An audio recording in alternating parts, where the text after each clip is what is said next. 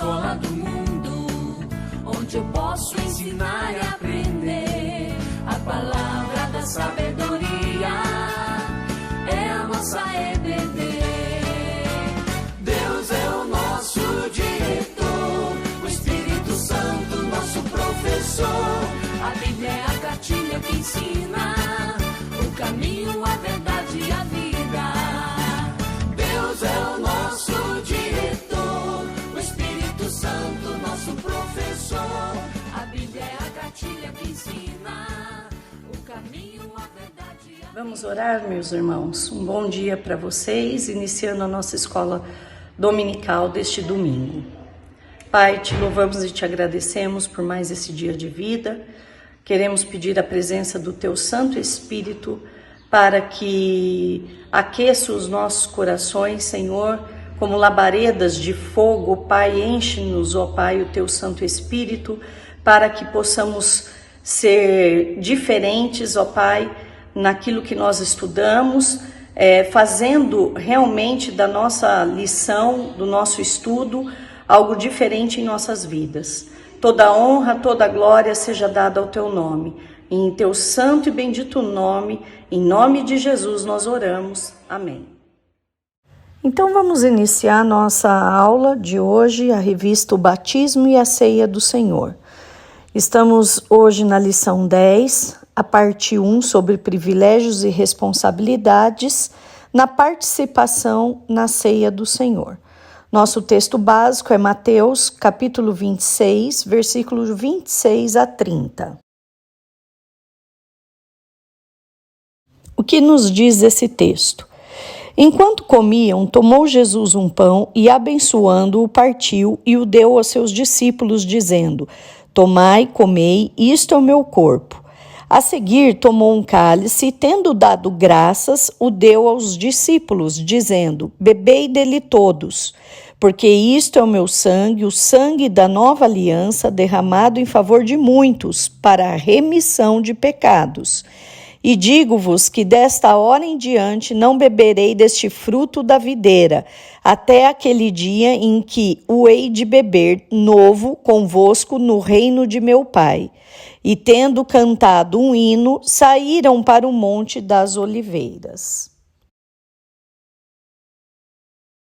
Meus irmãos, embora a gente tenha lido em Mateus, o que Jesus fala sobre a Santa Ceia, isso foi algo predito no passado, que iria existir uma nova aliança.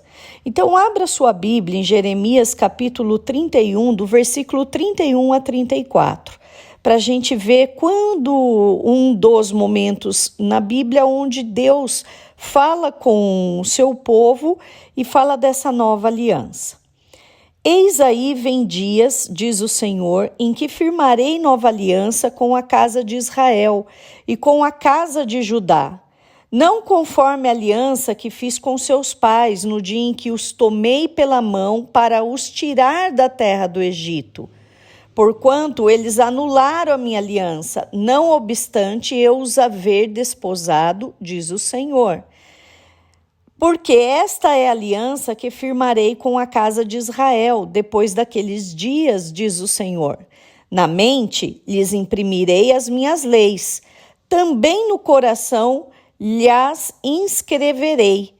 Eu serei o seu Deus e eles serão o meu povo. Não ensinará jamais cada um ao seu próximo, nem cada um ao seu irmão, dizendo: Conhece o Senhor, porque todos me conhecerão, desde o menor até o maior deles, diz o Senhor. Pois perdoarei as suas iniquidades e dos seus pecados jamais me lembrarei. Então eu coloquei aí em outra cor, lembrando uma nova aliança que Deus ia fazer, não aquela que quando ele tirou da terra do Egito e instituiu a Páscoa, tá? Mas que Deus seria o Deus do povo e o povo que aceitasse seria o seu, porque ele perdoaria suas iniquidades dos seus pecados, jamais se lembrando deles. Então, essa nova aliança seria com a vinda de Jesus Cristo.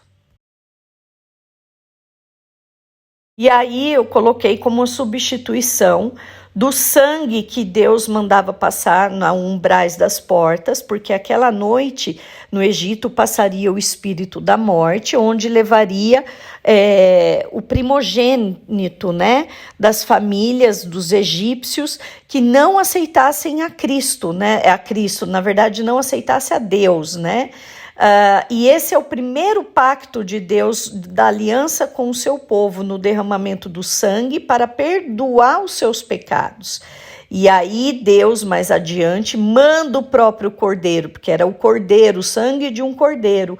E esse cordeiro vem para tirar o pecado do mundo de uma só vez, desde que você tenha a consciência dos seus pecados, que você é um pecador, se arrependa deles e aceite Jesus Cristo como seu Salvador, único e verdadeiro Salvador. E Cristo derrama agora esse sangue em favor de uma multidão. E o que ele carrega? Uma cruz feita de madeira, representando os umbrais das portas, quando Deus fez a primeira aliança com o seu povo. Mas agora surge uma nova aliança, um novo pacto com o Senhor.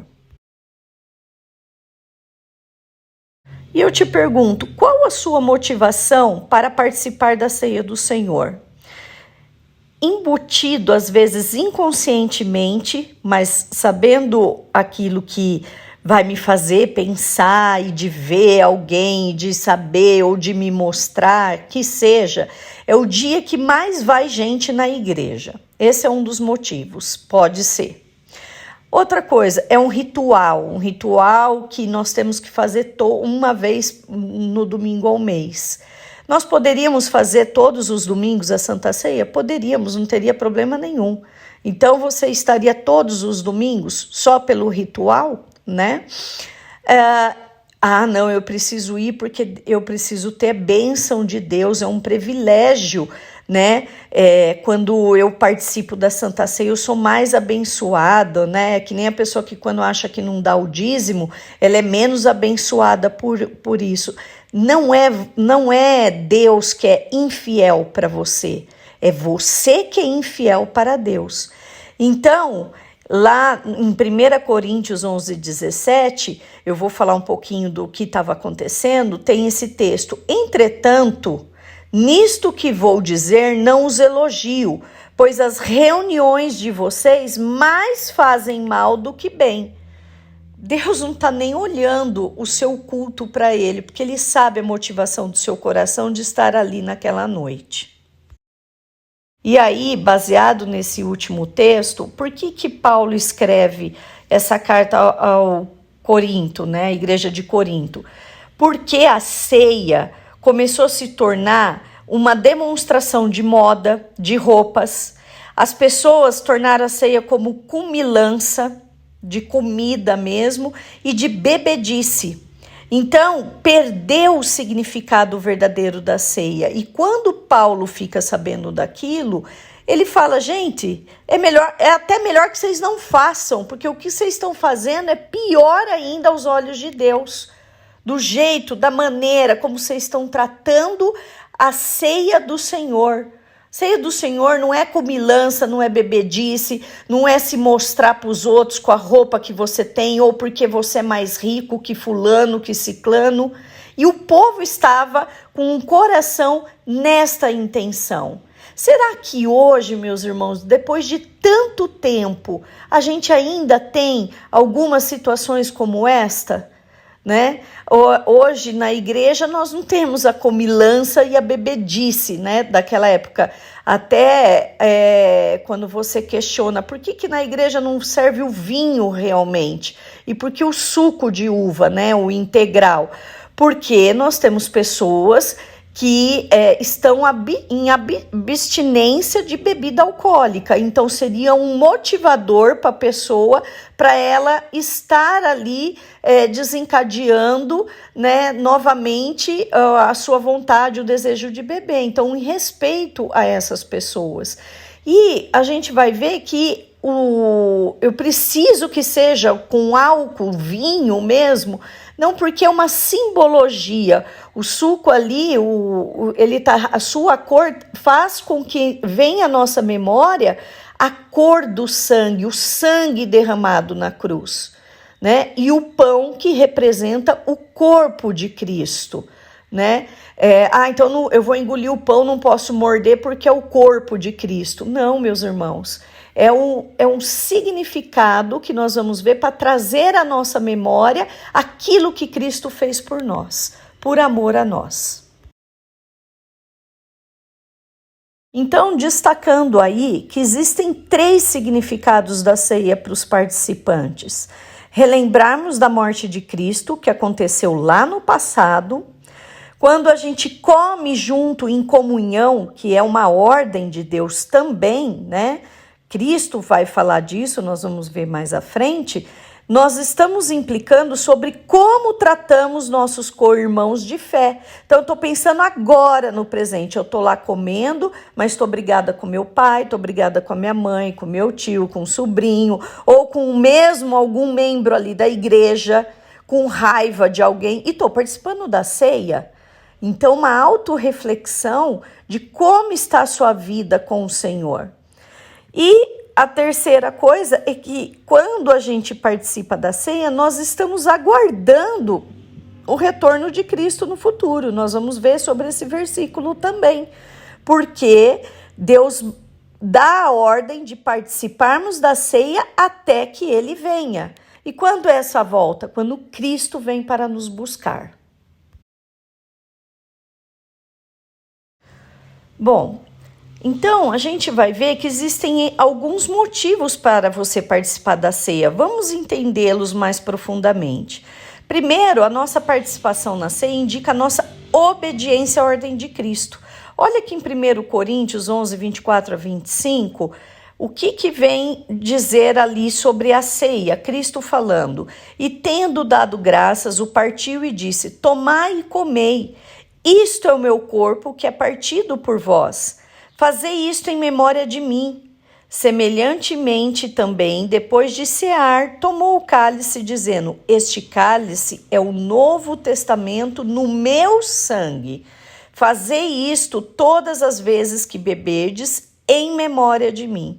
Então, fazer é uma ordem, né? É uma ação que você tem que ser tomado, uma atitude em memória de Cristo.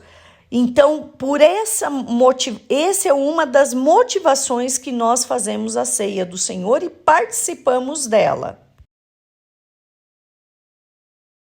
Segunda parte, né? Qual um outro motivo? É a recordação amorosa. Deus nos lembra. Lá no capítulo 24 de Êxodo, eu vou pegar o versículo só, o 8, quando Deus faz uma aliança com Israel. Então tomou Moisés aquele sangue e o aspergiu sobre o povo e disse: eis aqui o sangue da aliança que o Senhor fez convosco a respeito de todas estas palavras. Então, meu irmão, se você quiser, você pausa o seu vídeo, abra em Êxodo capítulo 24 e leia sobre esta aliança de Deus com o povo que estava no deserto, pela remissão dos pecados dele. Quando Deus cria o tabernáculo, quando Deus institui, porque cada coisa tem o seu significado, desde a entrada no tabernáculo até as suas orações através do sacerdote que te representava dentro do tabernáculo. Então isso já foi instituído lá atrás.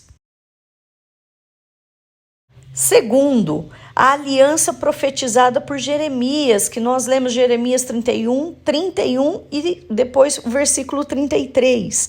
Eis aí vem dias, diz o Senhor, em que firmarei nova aliança com a casa de Israel e com a casa de Judá. Porque esta é a aliança que firmarei com a casa de Israel depois daqueles dias, diz o Senhor. Na mente lhes imprimirei as minhas leis, e também no coração lhes inscreverei. Eu serei o seu Deus, e eles serão o meu povo. Meus irmãos, essa nova aliança você não faz por mandamento à lei, em obediência à lei, mas você faz porque você tem Cristo no seu coração. Ela flui naturalmente. E quando você cai em pecado, a sua consciência, através do Espírito Santo, que é o nosso Consolador, vem e te alerta sobre aquilo que você está fazendo de errado. E se você continua em pecado, meu irmão, conte, ponha para fora, tire esse peso das suas costas, para que você consiga se libertar. Talvez não seja do dia para a noite, mas através de orientação, aconselhamento. Muitas vezes precisamos de ajuda médica, né? E de muita oração, você possa vencer esse seu espinho da carne.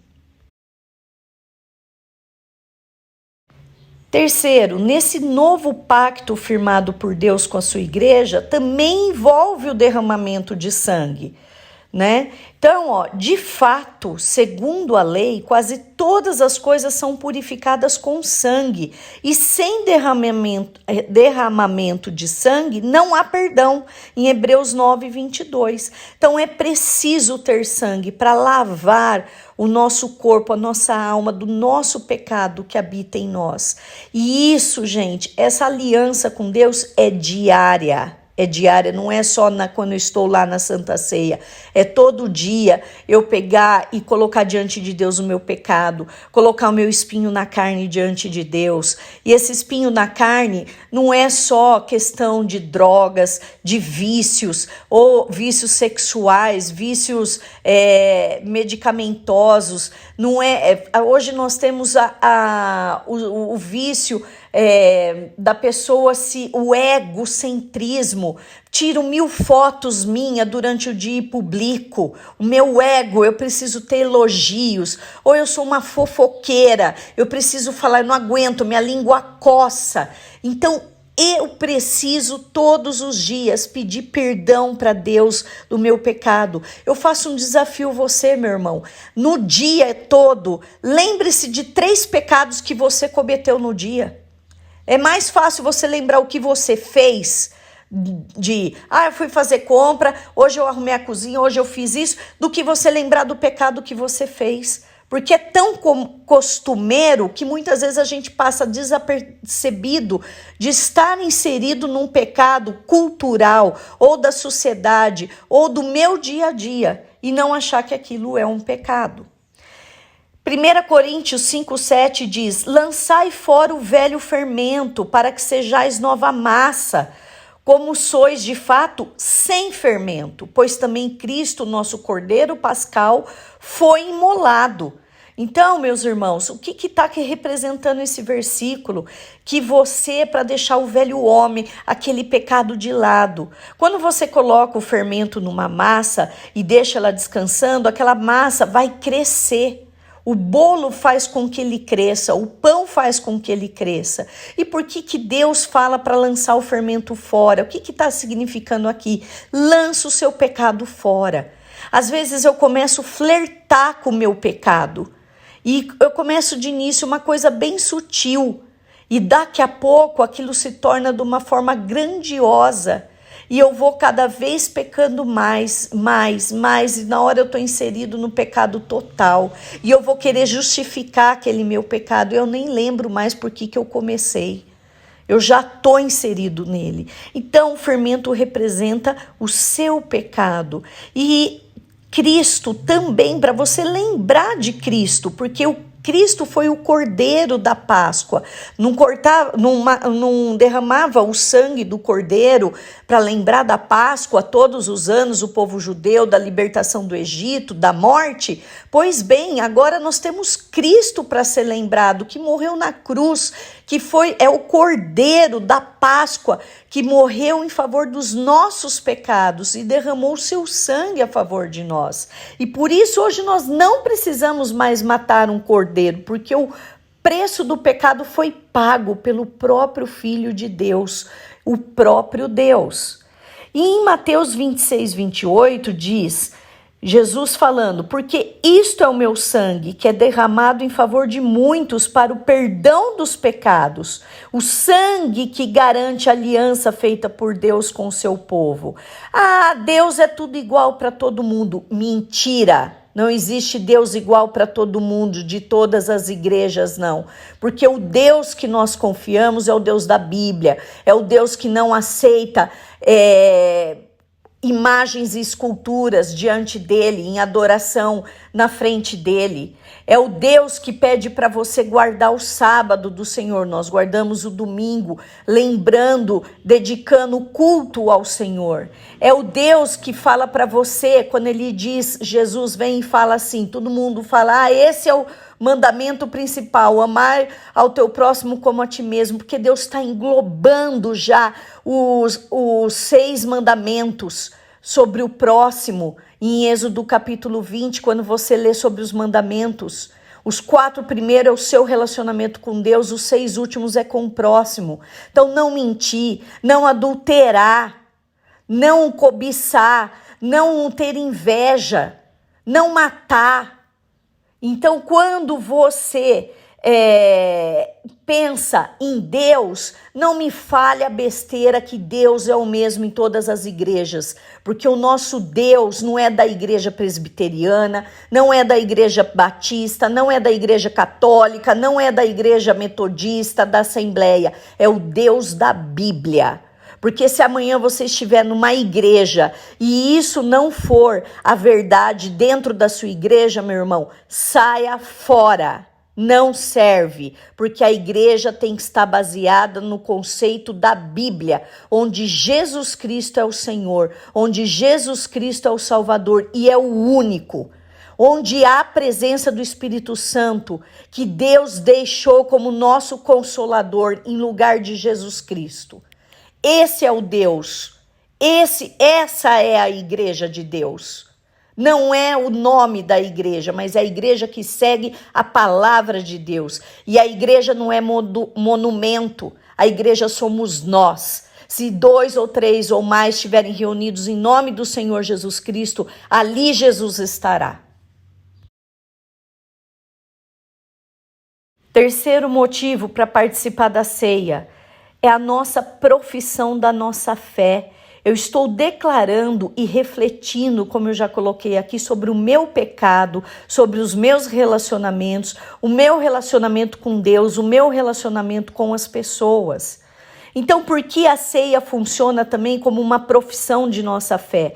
Em 1 Coríntios 11, 26 te responde, porque todas as vezes que comerdes este pão e beberdes o cálice, anunciais a morte do Senhor até que ele venha. Então você está declarando que você crê que Jesus morreu na cruz para te salvar, que ele derramou o seu sangue precioso em favor de você, até que Jesus volte, porque Jesus está vivo. Ele ressuscitou no 3º dia e ele há de vir buscar os seus filhos. Tanise, mas e aqueles que já morreram? Já estão na glória junto de Deus. O cronos de Deus, o relógio de Deus não é o nosso relógio de agora. Esses irmãos já estão gozando da presença de Deus e nós já estamos lá, mas nós já estamos aqui, porque o tempo de Deus é diferente do tempo do homem. Então, você anuncia a morte do Senhor. Sim, Jesus morreu na cruz, ele é o Filho de Deus, que tira o pecado do homem deste mundo.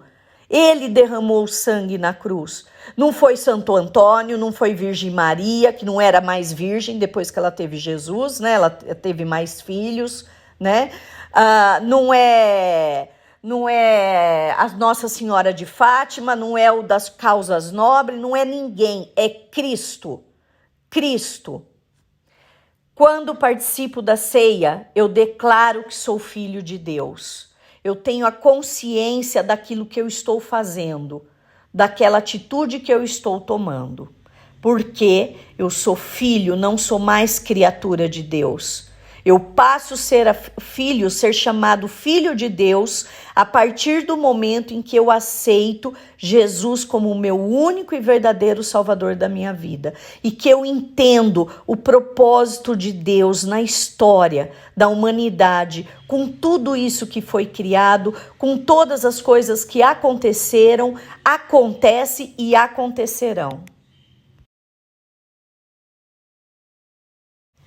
Outro ponto que me motiva a participar da ceia é a certeza da presença de Deus.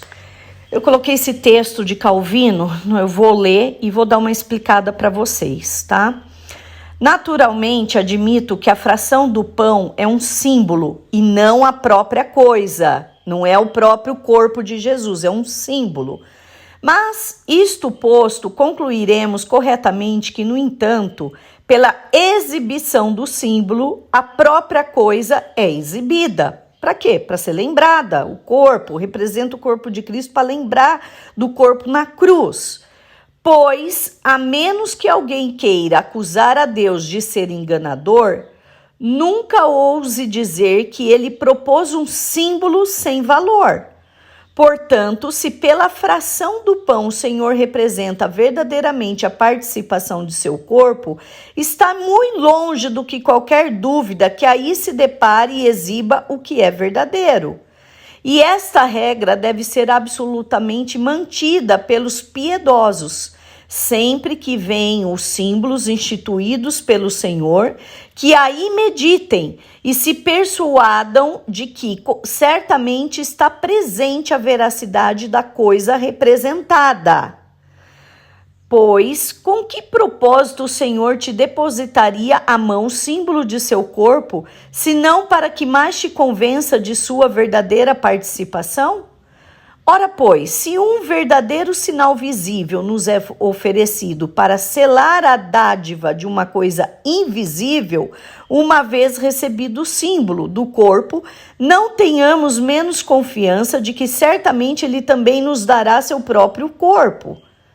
Digo, pois, que no mistério da ceia, mediante os símbolos do pão e do vinho, Cristo se nos exibe verdadeiramente e devera seu corpo e sangue, nos quais cumpriu toda obediência no interesse de conseguir nossa justiça, para que, com efeito, primeiro com ele nos unamos em um só corpo, então feitos participantes de sua substância, em plena participação de todos os seus benefícios, também sintamos o seu poder. Comentário de Calvino. Meus irmãos, associando isso de uma forma simples, você usa a sua aliança na mão direita para representar o quê? É um símbolo do quê? Do seu casamento com outra pessoa. Se eu tirar a minha aliança, deixei de estar casada com a outra pessoa, se eu não tive o divórcio, lógico, né? De estar separada da outra pessoa? Não necessariamente, porque está no meu coração que eu sou casada com o meu companheiro ou a minha companheira. Mas aquilo representa o símbolo de uma aliança que foi feita entre eu e o meu companheiro, e não com outra pessoa. Por isso não existir outra pessoa, porque a minha aliança é com a minha esposa ou com o meu marido.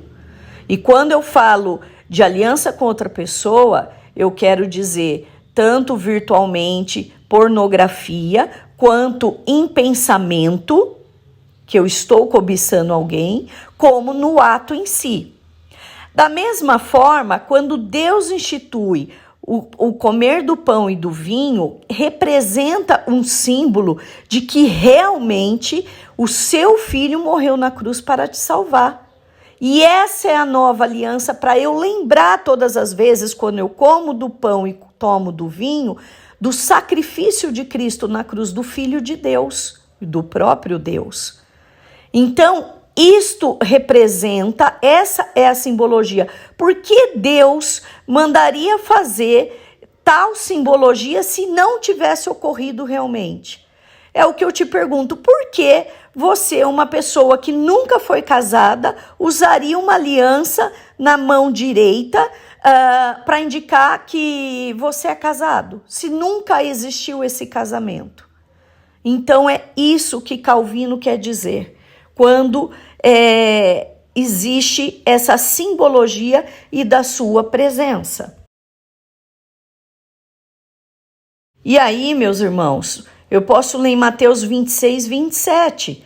Em seguida, pegou o cálice de vinho e agradeceu a Deus, e depois passou o cálice aos discípulos, dizendo: bebam todos vocês. Quer dizer que essa aliança não é única, não é sozinha. Nós temos que estar em conjunto participando. Por isso, lá atrás eu falei da responsabilidade, da reflexão de você estar ali com o seu co-irmão, participando da ceia do Senhor. E aí em Mateus 18, 20 diz: porque onde estiverem 2 ou 3 reunidos em meu nome, aí estou eu no meio deles. Então, se há ceia ali no meio de 2 ou 3, há sim uma ceia do Senhor, uma lembrança de que Cristo morreu na cruz pela sua vida para te salvar. Se fosse assim, presbíteros ou próprio pastor não iriam na casa das pessoas levar a ceia quando elas estão impossibilitadas de ir à nossa igreja.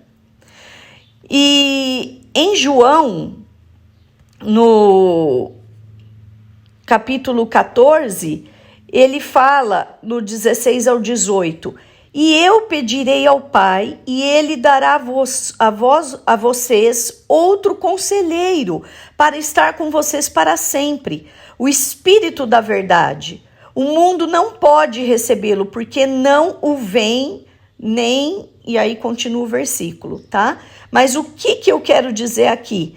Como um outro conselheiro que vem, Jesus vai, mas ele fala: meu Espírito Santo está descendo aqui. Você lê lá no capítulo de Atos, no início do livro, quando desce do céu como labaredas de fogo, o Espírito nos discípulos ali que estavam vendo, e as outras pessoas também que sentem essa presença desse conselheiro.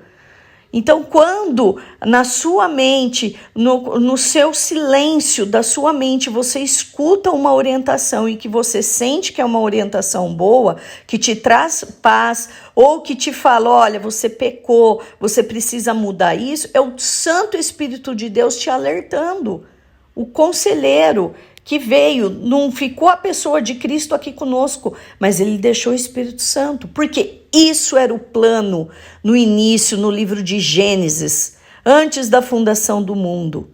Deus cria, o homem cai em pecado, Jesus fala: eu vou e morro por eles, mas eu volto, eu ressuscito e volto.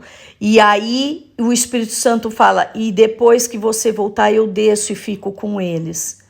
E até que Jesus volte novamente. E quinto motivo de participarmos da ceia do Senhor é o testemunho da nossa esperança. Esperança, Tanise? Vamos ver que esperança é essa. Em 1 Coríntios 11, 26, porque todas as vezes que comerdes deste pão e beberdes do cálice, estarás anunciando a morte do Senhor. Mas ele está vivo, até que ele venha. Então, Cristo é o início da nossa história. Lá em Gênesis, quando a gente vê Deus e faça a luz, faça o sol, faça a lua, as estrelas, os animais. Esse faça é um verbo. Lembra de 1 João? Que o verbo se fez carne. Quem é esse verbo? É a pessoa de Jesus. Aonde está esse verbo? Lá em Gênesis, na criação. Então, ele é o início. Ele é o meio da história. Quando você pega desde tudo o significado do Velho Testamento, as representações da pessoa de Cristo, vamos dizer, na Arca de Noé, a arca que é da salvação, é feita de madeira para lembrar o madeiro da cruz, a água que purifica o homem do pecado, a presença do Espírito Santo, a família, todo mundo sendo salvo, então por Cristo. E depois nós temos outras representações na vida de Abraão, na vida de Jacó e assim por diante, na vida de Davi. Então o tempo todo a Bíblia no passado lembra a pessoa de Cristo. Precisa achar essa pessoa. Se você não acha, peça ajuda para ver onde que Cristo está sendo representado ali. Depois, no meio, vem Jesus Cristo e cumpre aquilo que foi planejado, o plano da salvação. E o que ele é o fim? Porque Cristo vai voltar. Vem para nos buscar e vem para reinar. Então, Cristo faz parte da história.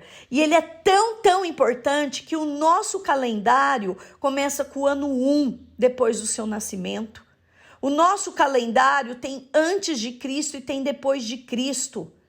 Se não fosse a pessoa mais importante da Terra, porque nos baseamos nele na história. Então, os fatos não ocorrem por acaso, mas são dirigidos por Deus para o seu propósito final.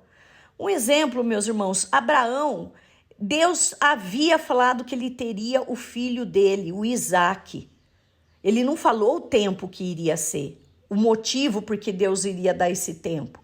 Mas eles quiseram antecipar e vem Sara com a ideia de dar sua concubina e vem o filho Ismael. Deus não falou para fazer aquilo. Então, às vezes, Deus tem um plano na sua vida, mas você quer dar um jeito para fazer mais rápido ou do seu jeito para a coisa acontecer. É no tempo de Deus. Se ele falar não agora, é não agora. E pode ser que ele fale não para você, até por aquilo que você tem orado. E pode ser que ele mande esperar e você não veja a bênção que você tem tanto orado acontecer, mas ela há de acontecer porque Deus é fiel. E se você pede como Cristo pediria a Deus, por isso que nós oramos em nome de Jesus, porque nós temos que fazer orações como Cristo oraria para o seu Pai, você pode ter certeza que Deus é fiel e ele há de responder. Como representantes do novo povo de Deus, nós declaramos a nossa esperança no regresso de Cristo. Onde que a gente fundamenta isso? Na sua promessa, acabei de ler aqui, 1 Coríntios 11, 26 e tantas outras nos 4 evangelhos que Cristo declara a sua volta até nós. Então, o testemunho da nossa esperança. Eu participo da ceia do Senhor até que Ele venha. O dia que nós vamos ceiar juntos. Talvez não seja mais a ceia do corpo e do vinho, mas agora ceiamos em alegria, né? Em adoração, porque foi cumprido tudo aquilo que Deus ordenou e falou. Deus não muda o plano.